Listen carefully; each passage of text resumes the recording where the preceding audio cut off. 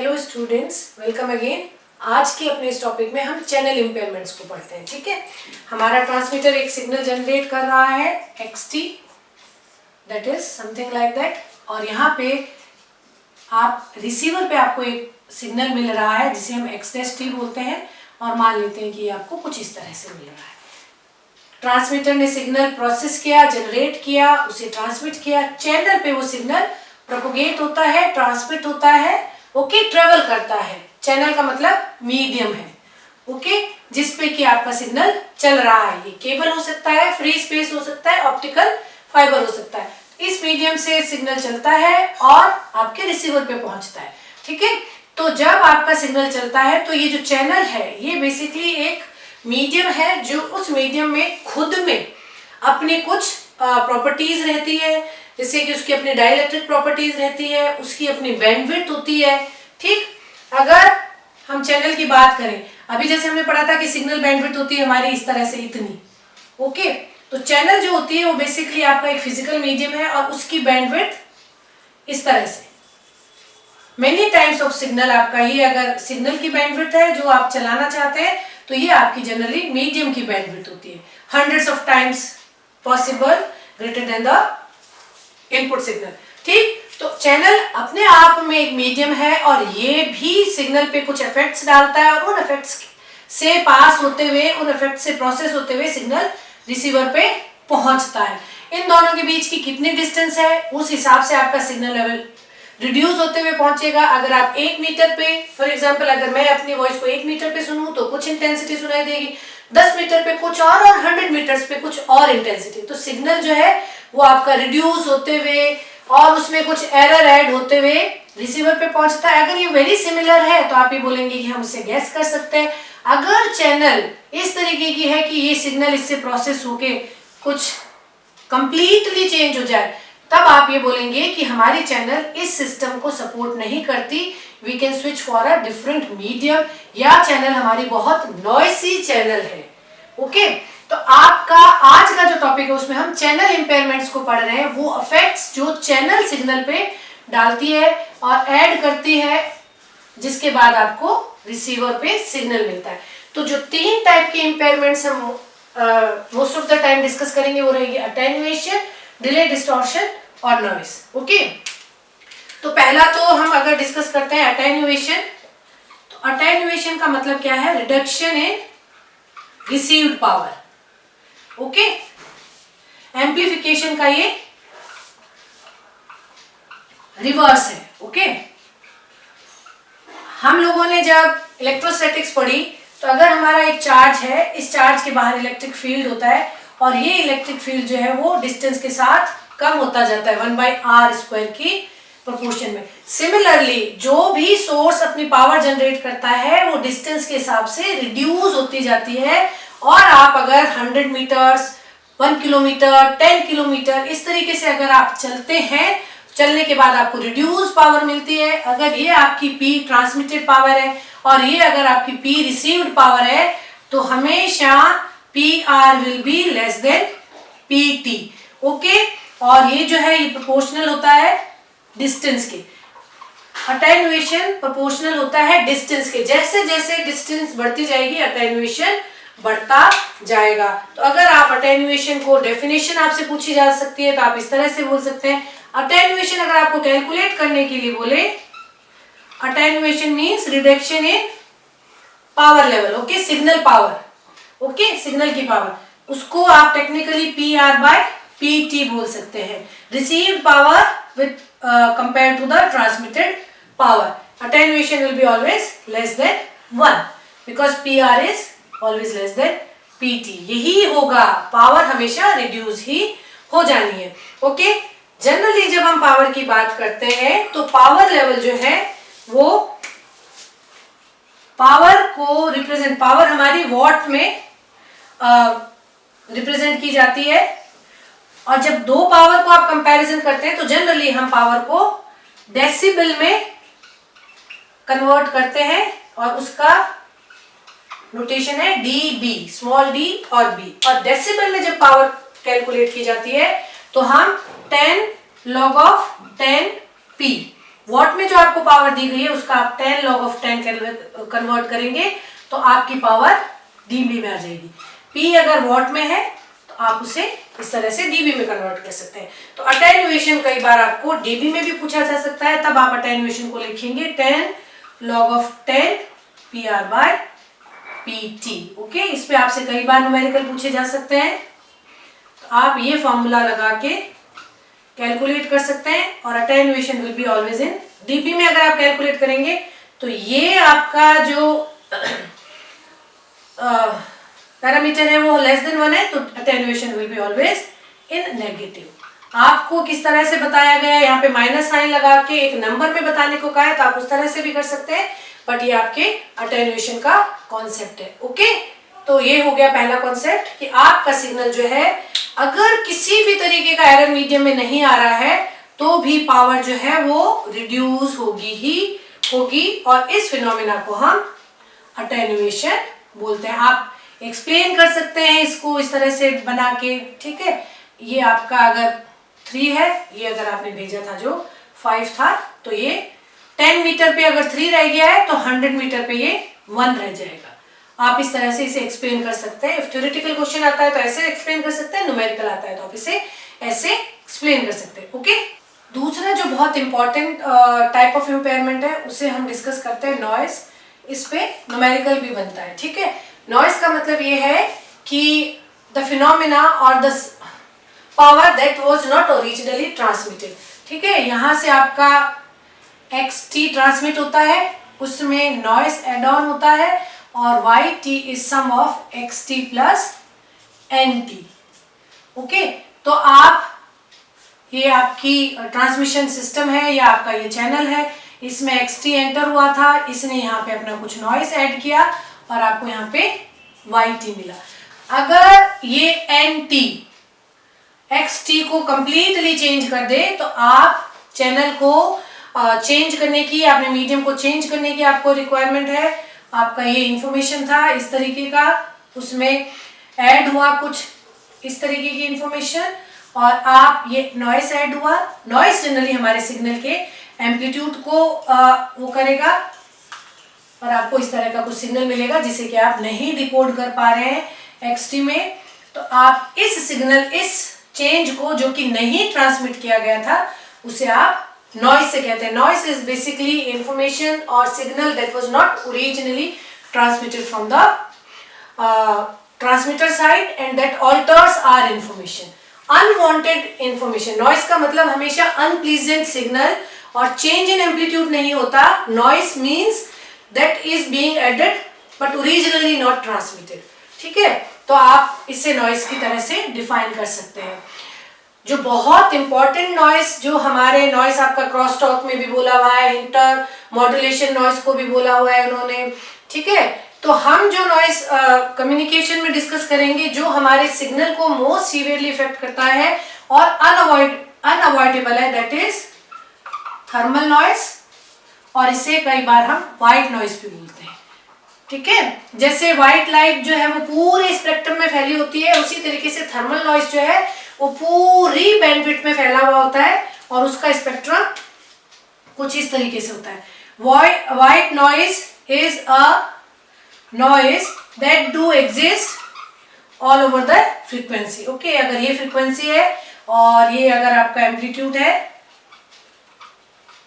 जब भी आप किसी सिग्नल को ट्रांसमिट करेंगे तो इस तरह से स्प्रेडेड आउट सिग्नल, इस तरह से स्प्रेडेड आउट व्हाइट नॉइस जो है वो ऐड हो जाना है। ये सिग्नल चैनल में ऐड होता है, ये आपकी चैनल है, ठीक है, और ये आपका इनपुट था ट्रांसमीटर साइड से, और ये आपका आउटपुट था।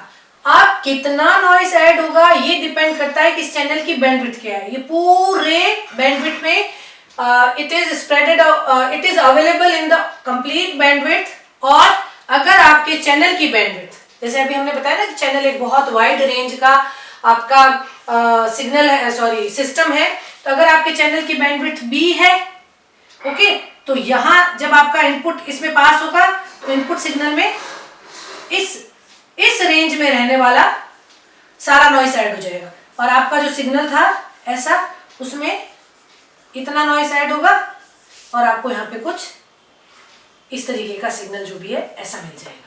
ठीक, अगर ये चैनल वाइड बैंडविड्थ की है और उसकी बैंडविड्थ मान लीजिए बी की जगह बी डैश है, ठीक, अगर आपकी सिग्नल की चैनल की बैंडविड्थ इतनी है, इतना नॉइस ऐड हो जाएगा। ये नॉइस वो है जो अनअवॉइडेबल है। अब आपका सिग्नल में ऐड होने वाला नॉइस इतना होगा, ओके, और आपको हाईली डिस्टॉर्टेड सिग्नल मिल सकता है। तो this is white noise that is available all over the frequency spectrum and that is going to be added in the input signal। ठीक है, और ये जनरली आपकी जो सिग्नल हम जो जनरेट कर रहे हैं, जो भेज रहे हैं, हमारे इलेक्ट्रॉनिक डिवाइसेस जो है वो उनमें प्रोसेसिंग के वक्त, इलेक्ट्रॉन मूवमेंट के वक्त जो आपका नॉइस जनरेट होता है, थर्मल नॉइस, उसे बोलते हैं। इलेक्ट्रॉनिक सर्किट कंपोनेंट्स की लिमिटेशन की वजह से ये जो एरर है वो जनरेट होता है। और बिकॉज जैसे आपके जो एम्पलीफायर्स हैं, जो बीजेटीज हैं, या जो आपके गेट्स हैं, वो सब इलेक्ट्रॉनिक डिवाइसेस हैं, और वो उनमें जैसे जैसे टेम्परेचर बढ़ता है उन डिवाइसेस में इलेक्ट्रॉन्स का रैंडम मूवमेंट बढ़ जाता है, और आपने जो करंट भेजी थी वो आपको कुछ नॉइजी मैनर में मिलती है। आपकी जो डीसी थी उसमें नॉइस ऐड होगा बिकॉज इलेक्ट्रॉन्स आपके रैंडम मैनर में मूव करने लग गए और आपको करंट अलग मिलती है। तो ये थर्मल नॉइस है, और ये आपकी टेम्परेचर पे, एक तो बैंडविड्थ पे डिपेंड करता है, दूसरा टेम्परेचर पे भी डिपेंड करता है, किस टेम्परेचर पे आप अपनी डिवाइस को ऑपरेट करते हैं। इसीलिए इलेक्ट्रॉनिक डिवाइसेस जो है वो उनको रूम टेम्परेचर पे या कम टेम्परेचर पे रखना एक मस्ट होता है, बिकॉज अगर आप उनको उनका ऑपरेटिंग टेम्परेचर मेंटेन नहीं करते तो उनकी जो प्रोसेसिंग है उसमें एरर आ सकता है। तो ये थर्मल एरर या नॉइस एरर जो है, व्हाइट नॉइस जो है, वो जनरली ऑल बैंडविड्थ में एग्जिस्ट करता है और टेम्परेचर पे डिपेंड करता है। ठीक है, तो अगर हम इसको स्टडी करेंगे तो थर्मल नॉइस की स्पेक्ट्रल डेंसिटी होती है N0, दैट इज KT। ये जो है ना, यहाँ पे इसका जो एम्पलीट्यूड होता है उसे हम N0 बोलते हैं। N0 noise power spectral density, okay, what पर हर्ट्ज की फॉर्म में। तो ये इस रेट से पर हर्ट्ज में फैली हुई है। जितना हर्ट्ज आपका बढ़ता जाएगा उतनी आपकी नॉइस पावर स्पेक्ट्रल डेंसिटी बढ़ती जाएगी। N0 is noise power spectral density, unit रहती है उसकी वॉट पर हर्ट्ज, ओके। और ये आपका KT, ठीक, ये एम्पलीट्यूड जो है ना, अगर आप हायर उसमें काम में लोगे, अगर आपका टेम्परेचर बढ़ गया किसी वजह से डिवाइस का, तो ये N0 ऐसे बढ़ जानी है, ठीक है ना, ऐसे N0 बढ़ जाएगी। तो ये स्केल बढ़ेगा टेम्परेचर के अकॉर्डिंग, ये स्केल बढ़ेगा बैंडविड्थ के अकॉर्डिंग। तो जितना टेम्परेचर बढ़ेगा N0 बढ़ता जाएगा और आपका नॉइस ऐड होने वाला बढ़ता जाएगा। तो N0 इज KT, K आपका बोल्ट्जमैन कांस्टेंट है 1.38 × 10⁻23 जूल पर केल्विन, और T जो है वो आपका टेम्परेचर केल्विन में है, ठीक है। इससे आपको वॉट पर हर्ट्ज में N0 मिलता है। N0 ये लेवल है, N0 आपका ये लेवल है, ये लेवल आपका N0 है, ठीक। तो अगर N0 पावर स्पेक्ट्रल डेंसिटी है और इतनी बैंडविड्थ है तो नॉइस पावर क्या होगी, टोटल नॉइस पावर क्या होगी अगर चैनल की बैंडविड्थ है, noise power equals to N0 × B। आपने जितनी बैंडविड्थ ली उतना नॉइस ऐड हो जाना है, तो ये हो जाएगा KTB वॉट्स में आ जाएगी, ठीक है। तो ये आपकी नॉइस पावर KTB वॉट्स में आ जाएगी। कई बार अगर आपसे डेसिबल में पूछे तो आप इसे 10 log of 10 KTB में भी कन्वर्ट कर सकते हैं। K की वैल्यू रख के जब आप इसको सॉल्व करेंगे तो ये आपका इस तरह से कुछ आएगा, -228.6 K को जब रखोगे dB plus 10 log of 10 T kelvin में plus 10 log of 10 B hertz में। इस तरीके से भी आप नॉइस पावर कैलकुलेट कर सकते हो, ओके। तो एक एग्जांपल भी हम कर लेते हैं। इसमें ऐसे कहा गया है कि effective noise temperature is 294 kelvin and bandwidth of the system is 10 megahertz, calculate the noise power at receiver, okay. तो नॉइस पावर को हमने कैलकुलेट किया था, noise power equals to K, T and B। Very simple, 1.38 × 10⁻23 into आपको ये दे ही रखा है 294 into B bandwidth आपको 10 मेगाहर्ट्ज में दे रखी है, 10⁻6 मेगा में, तो 10⁻7। ये आंसर कैलकुलेट करेंगे तो वॉट में आ जाएगा, और अगर आप इसको डेसिबल में कन्वर्ट करेंगे तो -228.6 plus 10 log of 10 294 plus 10 log of 10 10⁻7। ध्यान रखिएगा किलो हर्ट्ज में होगी, मेगा हर्ट्ज में, गीगा हर्ट्ज में, किसी में भी हो, आपको हर्ट्ज में कन्वर्ट करनी है। तो यहाँ पे आपकी जो बैंडविड्थ है वो हर्ट्ज में आएगी, तो इसका आंसर आ जाएगा आपका -133.9 dB। ओके, ये आपका एक न्यूमेरिकल इस तरह से पूछा जा सकता है। N0 अगर पूछे ना स्पेक्ट्रल पावर डेंसिटी, तो आप केवल kT से कैलकुलेट करेंगे। कई बार हमें केवल N0 दी हुई होती है, N0 इज 0.35 वॉट पर हर्ट्ज। ठीक, बैंडविड्थ अगर आपको दी हुई है और फिर आपसे पूछते हैं, बैंडविड्थ मान लेते हैं 10⁻6 दे रखी है, और आपसे पूछते हैं कि आप कैलकुलेट कीजिए नॉइस पावर, तो noise power is power equals to N0 into B, तो आप 0.35 इंटू 10⁻6 dB लिख सकते हैं, सॉरी वॉट में लिख सकते हैं, और उसे आप कन्वर्ट कर सकते हैं dB में। ओके, अब हम डिस्कस करते हैं तीसरा, दैट इज डिले डिस्टॉर्शन। इसका मतलब क्या है कि जब भी आप ट्रांसमीटर से सिग्नल भेजेंगे, यहाँ पे आपका ट्रांसमीटर है, ओके, और यहाँ पे आपका रिसीवर है, ओके, ये मीडियम आपका फ्री स्पेस हो सकता है, ये मीडियम आपकी ऑप्टिकल फाइबर कुछ भी हो सकती है। तो यहाँ पे जब आप जो सिग्नल भेजते हैं वो आपका इलेक्ट्रोमैग्नेटिक सिग्नल होता है, और इलेक्ट्रोमैग्नेटिक सिग्नल जो है वो लाइट की वेलोसिटी से फ्री स्पेस में ट्रेवल करता है, c that is 10 into 10⁻3 metre पर सेकेंड। ओके, तो आपने जो सिग्नल भेजा वो कुछ टाइम लेगा और उस टाइम के बाद रिसीवर पे पहुंचेगा। ठीक है, तो अगर आप सिग्नल यहां से xt भेज रहे हैं तो वो आपको xt माइनस अगर 10 मिलीसेकंड लगा है तो इसके बाद आपको मिलेगा। यहाँ पे आपने सिग्नल को इस तरह से अगर भेजा तो ये आपको शिफ्ट होके यहाँ पे मिलना शुरू होगा। तो ये डिले आपको मिल जाता है because of the distance that is travelled by the signal.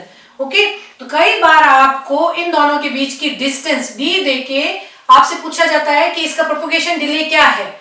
तो डिले कितना हो जाएगा, delay is basically in time. Okay, तो आप very simple d equals to c into T, distance travelled is velocity into time. d आपको दी गई है, velocity आपको पता है कि सिग्नल जो है वो लाइट की वेलोसिटी से ट्रेवल करेंगे, तो आप डिले टाइम कैलकुलेट कर सकते हैं। यहाँ पे d डिले नहीं है, इसको पूरा डिस्टेंस लिख लीजिए। ओके, स्टूडेंट्स बहुत जल्दी में पढ़ते हैं और वो कंफ्यूज हो जाता है। तो distance equals to c into T से आप डिले कैलकुलेट कर सकते हैं। ये t जो है वो आपका डिले है। अगर आपसे राउंड ट्रिप डिले पूछे तो जाके अगर सिग्नल कहीं से रिफ्लेक्ट होके आ रहा है तो 2 बार जितना टाइम लगा। ओके, ये डिले कैसे डिस्टॉर्शन है, बेसिकली क्या होता है कि आपको अगर ये सिग्नल सिंपली यहाँ पे शिफ्ट होके मिलता है तो आप इसे गैस कर सकते हैं, लेकिन जब हमारा सिग्नल प्रोपोगेट करता है, वायरलेस मोड में प्रोपोगेट करता है, तो हमें एक की बजाय इसकी कई बार, मान लीजिए यहाँ पे एक बिल्डिंग थी, ठीक है, तो एक तो आपको सिग्नल मिला सीधा, ठीक है, एक सिग्नल तो मिला कि आपका सिग्नल यहाँ से चला यहाँ मिल गया, एक सिग्नल आपको मिला कि वो यहाँ से रिफ्लेक्ट हुआ यहाँ मिल गया, एक सिग्नल आपको मिला कि यहाँ से रिफ्लेक्ट हुआ यहाँ मिल गया। तो आपको अलग अलग टाइम इंस्टेंट पे सिग्नल मिलते हैं और सिग्नल आपका xt-10, 10t-20 और xt-40, आपको अलग अलग टाइम पे सिग्नल मिलेंगे। कोई सिग्नल इस तरीके का मिलेगा, कोई सिग्नल आपको इस तरीके का मिलेगा, और जब आप रिसीवर क्या है इन सबको जब सम करेगा तो रिसीवर को बेसिकली ये जो सिग्नल है वो कुछ किसी भी तरीके का मिल सकता है, आउट ऑफ फेज होते हैं तो आपको इस तरीके का सिग्नल मिल सकता है। आपने जो सिंपल एक पल्स भेजी थी, सिंपल बिट्स जब आप भेज रहे हैं और बिट्स के बीच में गैप है, यहाँ पे आपको सम ऑफ बिट्स मिलनी शुरू हो जाती है कुछ डिले होके, और जहां पे आपको 0 मिलना चाहिए था वहां पे भी आपको सिग्नल मिलने लगता है और आप 0 की जगह कोई डिटेक्शन 1 का कर देते हैं। ठीक है, इसे हम बोलते हैं ISI, inter symbol interference. Okay, तो जो डिले है वो हमारे सिग्नल में ISI जनरेट करता है और आपको एक पल्स की बजाय मल्टीपल पल्स मिलती है और आप हो सकता है कि रिसीवर रॉन्ग डिटेक्ट कर ले, आपकी जो पल्स थी वो टाइम में स्प्रेड हो जाती है इस तरह से और दूसरी पल्स इसमें ऐसे डिस्टॉर्ट हो जाती है और जहां पे आपको 0 मिला था वहां 0 ना मिलके कोई पल्स मिलती है, तब आप नहीं पता लगा पाते कि यहाँ पे नो सिग्नल था, यू कैन रॉन्गली डिटेक्ट। तो delay is basically a type of impairment that can generate ISI। Okay, inter symbol interference के लिए ये बहुत इंपॉर्टेंट है। जितनी ट्रेवल करेगी लॉन्ग डिस्टेंस उतना ही स्प्रेड होता जाएगा और जो सिंबल्स है वो आपस में मिक्स होते जाएंगे और आपको करेक्ट रिसेप्शन करने में प्रॉब्लम आती जाएगी। नॉइस जो है वो बैंडविड्थ और टेम्परेचर का फंक्शन है। ओके, इसका डिस्टेंस से लेना देना नहीं है। डिले डिस्टॉर्शन जो है वो आपका डिस्टेंस का एक फंक्शन है। ओके, और क्या बिट रेट है, जितनी हाई बिट रेट भेजोगे उतना ही डिस्पर्शन ज्यादा होगा और आपको हाई डिले डिस्टॉर्शन मिल सकता है। अटेन्युएशन जो है वो आपका अगेन डिस्टेंस का एक फंक्शन है और अटेन्युएशन बेसिकली फ्रीक्वेंसी पर भी डिपेंड करता है। वो डिपेंड करता है कि चैनल किस फ्रीक्वेंसी पे किस तरह से काम कर रही है। अगर चैनल हाई फ्रीक्वेंसी के सिग्नल को नहीं सपोर्ट करती तो मेरे हाई फ्रीक्वेंसी के सिग्नल हाई अटेन्युएट हो सकते हैं। तो ये फ्रीक्वेंसी पे डिपेंड करता है, लेकिन अभी के लिए आप उसे ना डिस्कस करें, आपके लिए वो एक आउट ऑफ टेक्निकल डिस्कशन हो जाएगा। तो ये हमारे इम्पेयरमेंट्स हैं जो डिस्टेंस के साथ इंक्लूड हो जाते हैं और हमारे रिसीव्ड सिग्नल को करेक्टली गेस करने में प्रॉब्लम क्रिएट करते हैं। तो आई होप चैनल इम्पेयरमेंट आपको ढंग से समझ में आ गया होगा। हम नेक्स्ट वीडियो में नेक्स्ट टॉपिक डिस्कस करेंगे। Please do like, share and subscribe my channel. Thank you.